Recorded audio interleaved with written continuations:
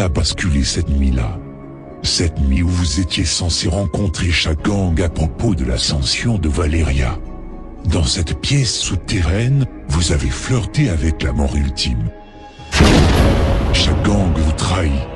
Il est lui aussi visiblement sous l'emprise de Valeria.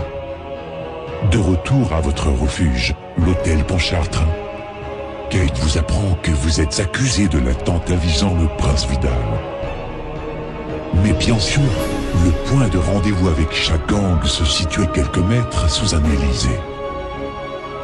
Pour punir Victor de vous avoir donné refuge, votre mentor est condamné à s'exiler de la famille en entendant torpeur. Vous décidez alors de vous replier au club d'Abelia, votre dernier refuge.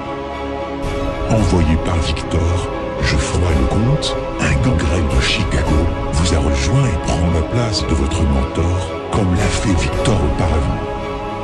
Durant plusieurs années de profil bas, vous découvrez que le régent Gareth Westland, le premier vampire après Victor, à vous avoir accepté dans la famille, a disparu de la Nouvelle-Orléans. Clémence, que vous fréquentez en secret de moins en moins souvent, fait figure intégrante au sein de la société vampirique de la ville. D'après elle, Gareth aurait été secrètement exécuté. Et d'après ses contacts, le mot Lord Dracul se faisait entendre régulièrement dans les échos des chuchotements qu'on pouvait entendre dans les couloirs des Élysées. La Ligue de Lord Dracul a été bannie autrefois de la Nouvelle-Orléans par le prince Vidal. Vidal, la figure politique de la ville, s'estompe au cours de ces années.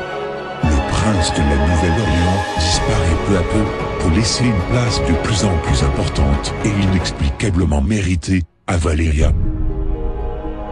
C'est également pendant cette période qu'avec l'aide de Kate, vous déchiffrez une partie des notes laissées par Victor avant d'entrer en torpeur. La principale information retenue est l'existence d'une vieille bague capable de piéger l'âme de son porteur. Le présent parfait à offrir à Valeria en échange du pardon contre ce soi-disant attentat. Dans la recherche de la bague, vous faites la rencontre d'un homme, Cagliostro, qui possède d'étranges pouvoirs et se dit être un mage. En lui offrant votre aide, Cagliostro vous ouvre un passage temporel vers la Nouvelle-Orléans du XVIIIe siècle, là et surtout l'époque où se trouve l'anneau.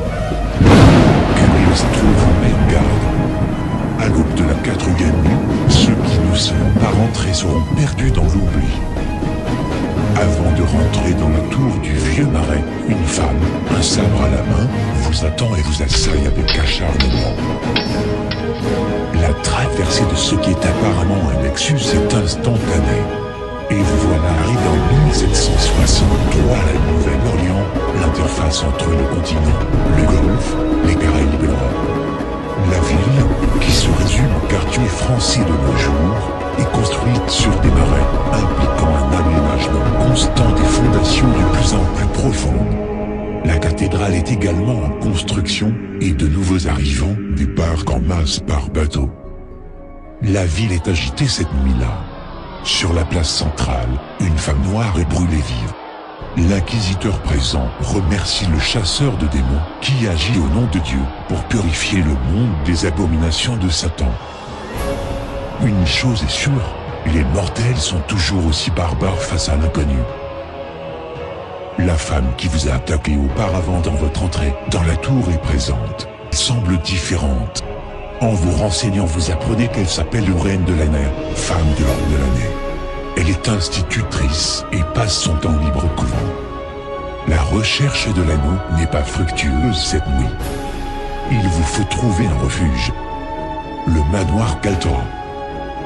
La demeure d'Eric, qui se souvient peu à peu de son ancienne vie. C'est cette nuit, celle où il a trouvé la mort. Le temps presse, le jour se lève. Vous vous réfugiez dans le manoir d'Eric pour la journée. Il vous reste 3 nuits pour trouver l'anneau et retourner au Nexus. Après une journée de sommeil agité, vous vous réveillez et observez que vous n'êtes pas seul.